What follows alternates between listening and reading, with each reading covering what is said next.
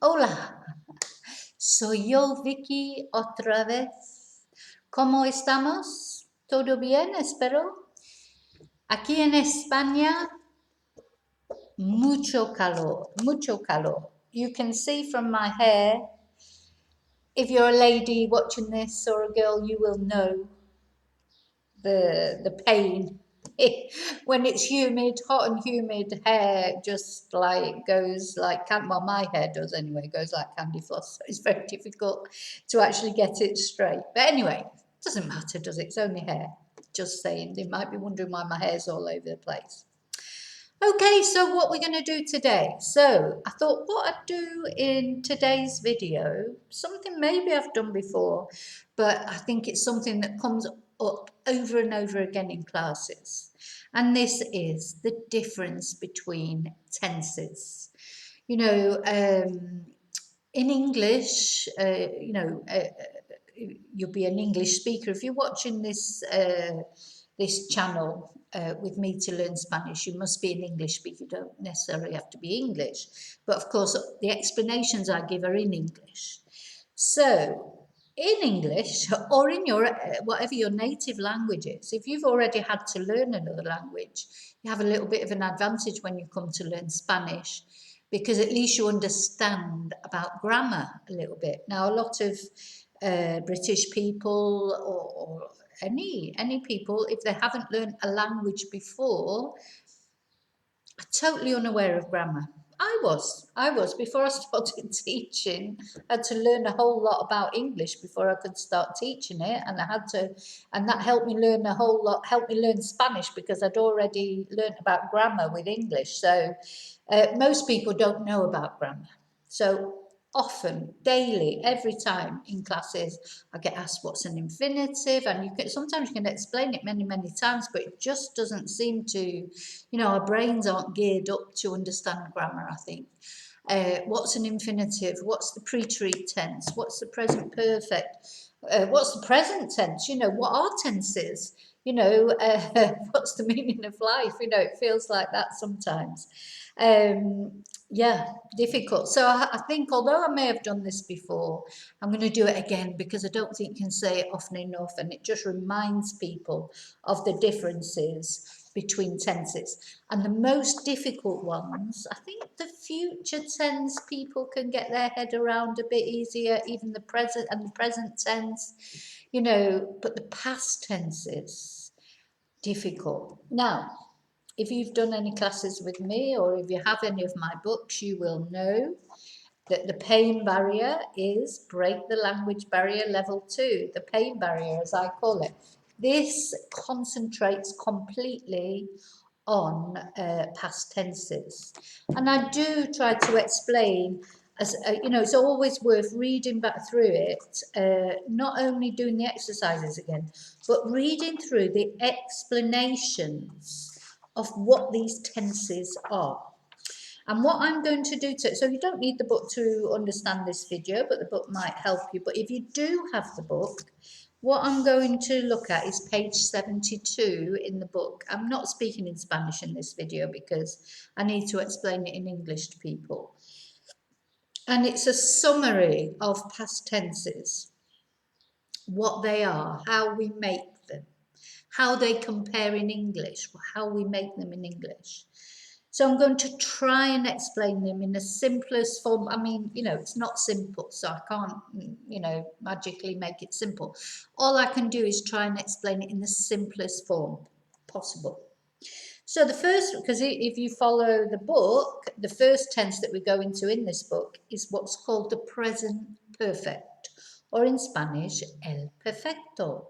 Now, the thing about the present perfect is it is what's called a compound tense. And basically what that means is it's made up of two parts. So there's two parts to it, not just one. Now, when we make this tense in English, it's what we use when we say have done, when we have done something. I have worked all week. I have been to the shops. I have danced all night. We have spoken a lot of Spanish. So anything we have done, we use the present perfect for. In English, we take the verb to have. I have, you have, he, she, it has, we have, use have, they have. And then we make the past participle of the second, the main verb. This is the main verb of the tense. So what the have is what's called a helper verb. And then we say the past participle of what we have done. That's the main verb. So I have danced. Danced is the past participle of dance. Because normally in English we just add the ed to the verb. Danced, walked, dreamed, stopped.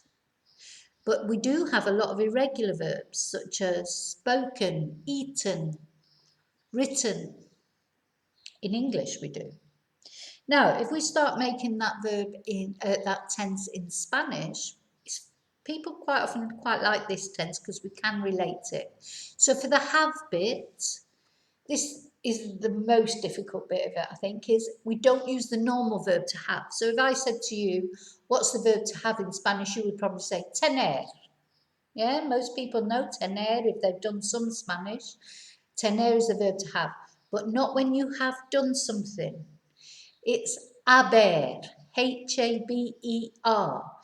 Haber is the verb to have done something. You don't use haber to say you have a house, you have a car, you have a cat, you have a husband. You use haber to talk about what you have done.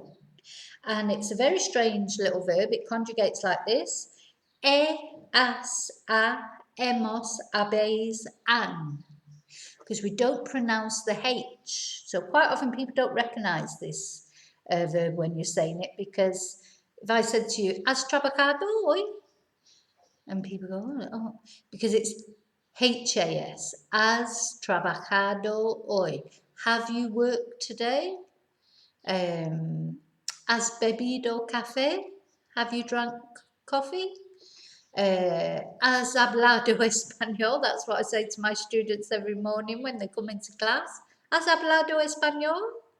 And, you know, they sort of go, okay, like that. But I think it's because if I said, has hablado español, I think they might recognise it more. But it's because you're not pronouncing the H. We don't pronounce the H in Spanish. So, yeah, we use a little H verb for the have bit.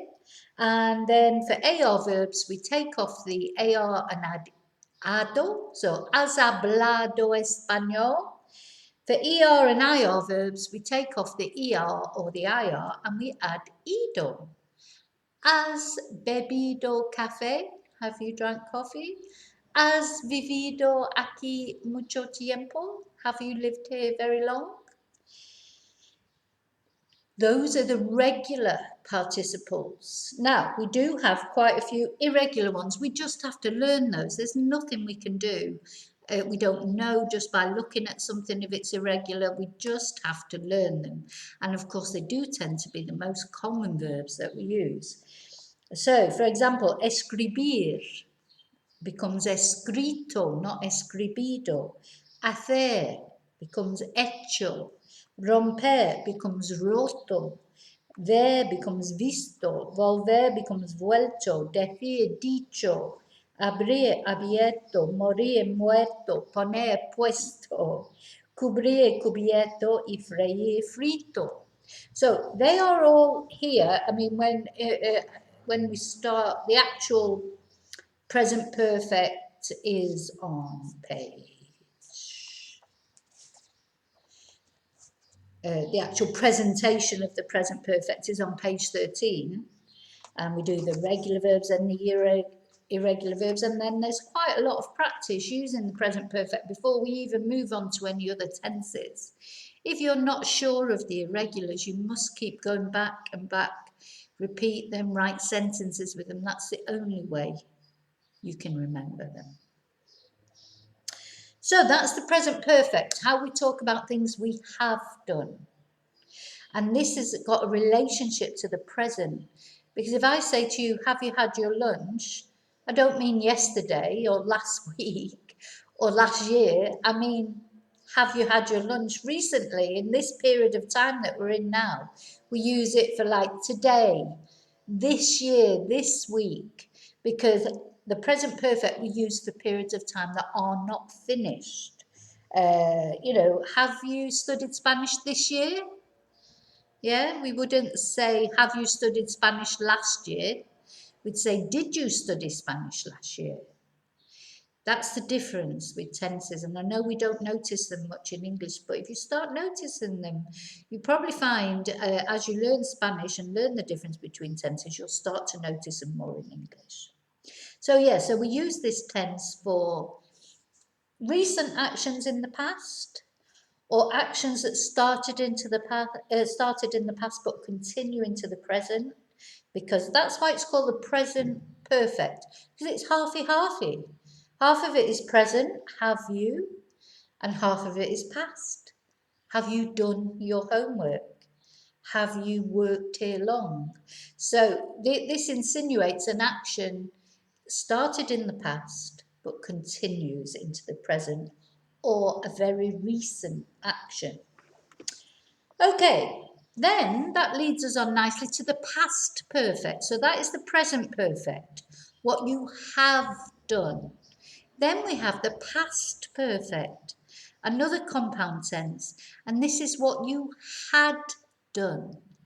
And this is normally used, sometimes it's called the past of the past, because it'd be used to talk about something that had happened before something else happened. So it's the past of another past action. So I arrived at the cinema, that's past tense, but the film had already started. So the film had started before I arrived at the cinema. Past of the past. Okay, and this one also, we use the verb haber to make the had bit. So in English it would be I had, you had, he, she, it had, we had, yous had, they had. In Spanish we use the verb haber again, but in the imperfect. So había, sabía, habíamos, habíais, habían, with the past participle. So the film had started would be la película había empezado. ¿Vale? Okay, so that's the past perfect. So we've got the present perfect, the past perfect. The past perfect sometimes is known as the pluperfect or the pluscuamperfecto in Spanish. So don't let these big words sort of freak you out, or sometimes people go, oh my God, but they're just big words for quite simple things, really. So present perfect, things we have done, past perfect, things we had done, or things that had happened. Okay, so the third tense that we're going to look at in this summary is the preterite, which in English is the past simple, sometimes known as, because it is simple in English, but it's not simple in Spanish. So in English, the past simple, what we did. Yesterday, I walked to the beach. We normally, for regular verbs, we add ed, walked, danced, etc. But we have a lot of irregular verbs. An irregular verb is a verb that doesn't follow the normal pattern. So like we don't say, yesterday I eated lunch in a restaurant. We say, yesterday I ate lunch in a restaurant. So we also in English have a lot of irregular verbs. Now, personally, I found this the most difficult tense to remember in Spanish, because there's a lot of irregular verbs in this tense. And again, you just have to learn them. It's repetition. I think, teaching obviously helped me. Once I started teaching Spanish, and I was always going over these over and over again with students, that's how they get implanted in your head. Repetition. I know I keep saying that, I'm repeating myself, but it really is the only way. It is. And you can repeat, how you repeat it is up to you. Some people don't like to sit and just recite verb tables or whatever. Personally, I think that works okay for me. But if you're not that sort of person, then you have to do it, repeat in a different way. Do the exercises again, write out sentences, imagine conversations, anything. As long as you're repeating them, it doesn't matter how you're doing it, whether you're doing it by rote or whether you're doing it in text or questions. Okay, so the preterite are singular actions in the past. Finished actions, so they've got no relationship to the present. So it's things that we did. We're not doing them anymore. We did them, and not only that, we only did them once. They're singular actions. This is not the tense you would use for things you used to do or was doing. It's things you did. So yesterday I went to the shops. Last Friday I phoned my friend. Things you did, singular action, at a specific point in time as well, normally. So it's normally last year or Friday at 3 o'clock or a week last Tuesday. So singular action at a specific point in time, and it's finished. Those are the three main components of this tense. And in Spanish, for regular verbs, we take off our AR and we add aste, amos, astes, aron.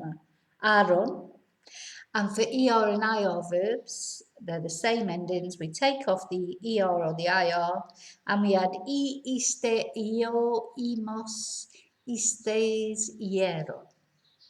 Two things that can freak people out a little bit about this tense is one, that the third person singular for AR verbs is now ending in O. Whereas if after the present tense, we're used to putting O on the end of first person singular. What? Hablo español, I speak Spanish. But that could also mean he or she spoke Spanish. When you say it, there's no way of knowing except for the context of the sentence. If it's written down, it has an accent on it and you can tell. But yeah, so it's something to bear in mind. The third person singular in the preterite is the same ending as the first person singular in the present. And also the first person plural, we, is the same in the present or the preterite. So again, context will tell you whether it's supposed to be past tense or present tense. They just need a little bit of attention, those things. Believe it or not, and believe me, I've been there. I knew no Spanish when I first came to Spain. Nada. Only gracias, café con leche, those sort of things that most people know. So I have been through the pain barrier, so I do understand what it's like.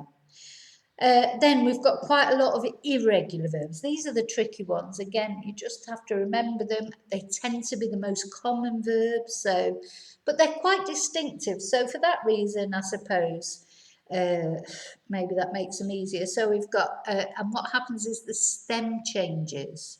So like you've got hacer becomes it, poner, pus, poder, pud, saber, soup, estar, estuve.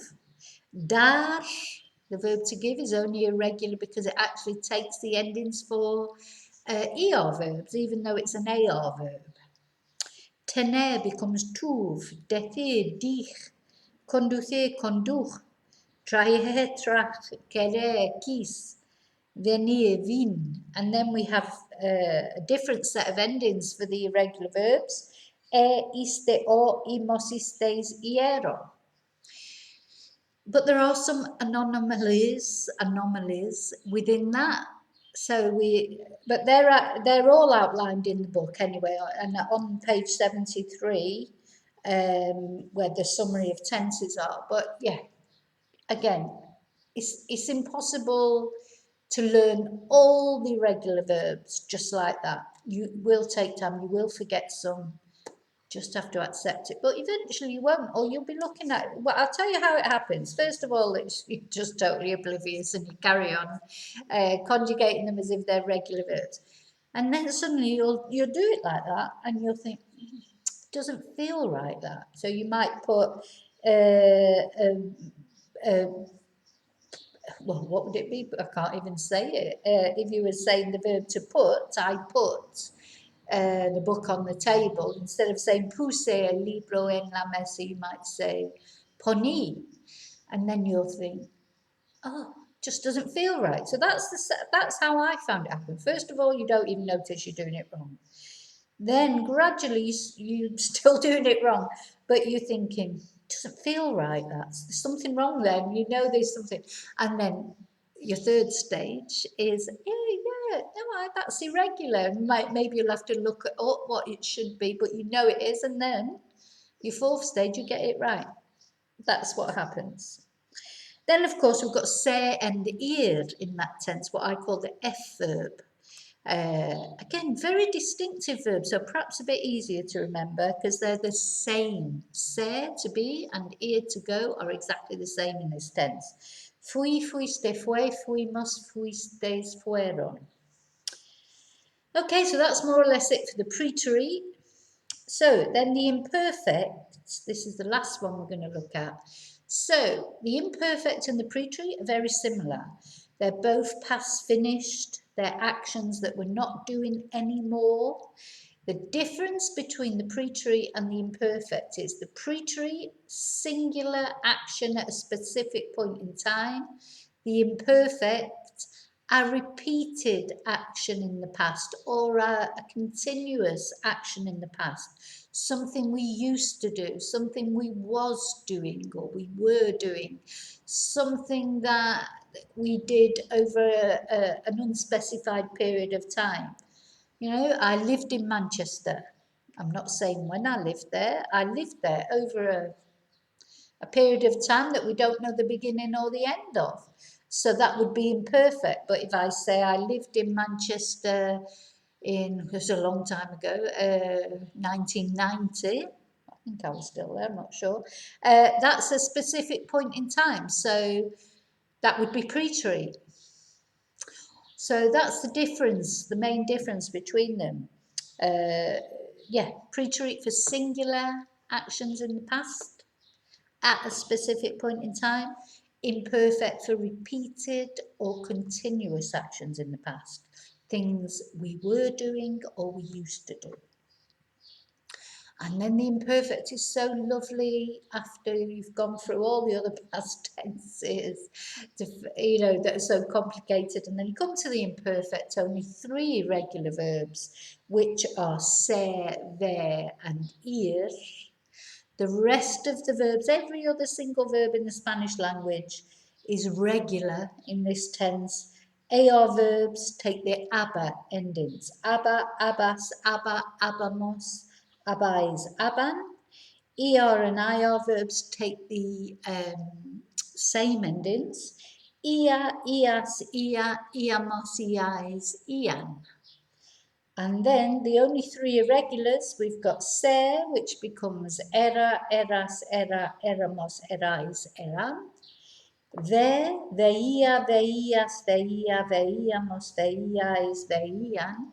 That's only irregular because you don't take off the E and the R, you only take off the R.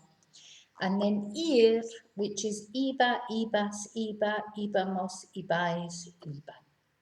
That's it for the imperfect. So it's probably the easiest tense to learn, which is why I leave it till the last one. Because I think if you've gone through the others, especially the preterite, which is difficult, so nice then to come to the imperfect. And I always say to people, when you start, in my books, and in Spanish in general, I think as you're going through level 1, I think you will be able to follow that. I hope I've explained it in the simplest method possible.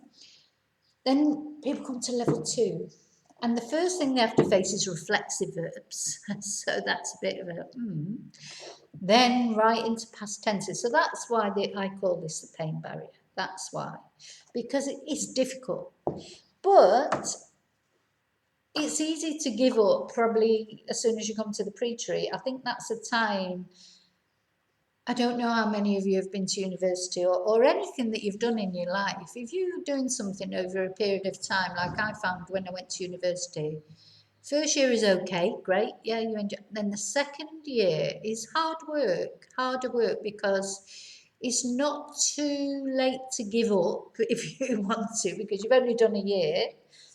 And also things tend to get a bit more complicated. You've got a lot more going on and blah, blah, blah. But once you get to the third year, you think, well, I'm not giving up now because I've done these 2 years, so there's no way. So I think I think most students drop out in the second year, and I think that's true of Spanish as far as my books are concerned, because it's hard. So people come to level 2, they find it difficult. It is difficult. I'm not going to tell you it's not difficult, but what I am going to say to you is it's not impossible.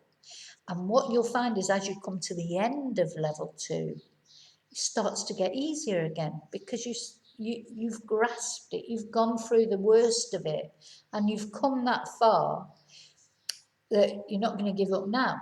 That's the way I would look at it. And as you come to the end, you come to the imperfect and you start comparing the tenses, because don't forget, yes, they are difficult first, but once you start comparing them and actually putting them into practice, it does start to get easier. It'll never be easy, but it will be easier. And then once you come on to level 3 and you start with the future tenses, which, to be honest, they're an absolute breeze compared to the past tenses, it just all looks rosy again. But yeah, as usual, my advice is don't be hard on yourself. Don't think, oh my God, I can't understand this. It's not just you. It's common. It's just one of those things. I don't know, whatever you've had to do in your lifetime, whatever jobs you've done, whatever processes you've had to go through, there are sometimes you come to a bit which you don't really particularly like, but you just know you've got to do it to move on to the next stage. That basically is how I think of the past tenses. And the positive thing about it is once you have the past tenses, you can say so much more, you can understand so much more. And that's true of everything that's tricky in Spanish. Reflexive verbs, pronouns, past tenses. These are the things we don't like, but these are the things that are going to move us on so far with Spanish. And once that all starts piecing together, it's such a nice feeling. It's like the mist clearing. Maybe I'm being dramatic, but I don't think so. I remember it feeling like that. It's like, oh my God, I actually understand and I can communicate what I want to say. They're quite impressed with me because they realise that I can understand what they're saying. Your whole world changes. Okay, so that's it. So I just wanted to give a little explanation of the of the past tenses in Spanish. If there's anything else you'd like me to explain in a video, please let me know. If you want to buy any of my books, they're available all on Amazon or through the website. Yeah, and if you found this video useful, please give me a thumbs up. Please subscribe if you haven't already, if you want to. Thank you very much for watching. And que tu Dios vaya contigo y te veo muy pronto en el próximo video. Hasta luego.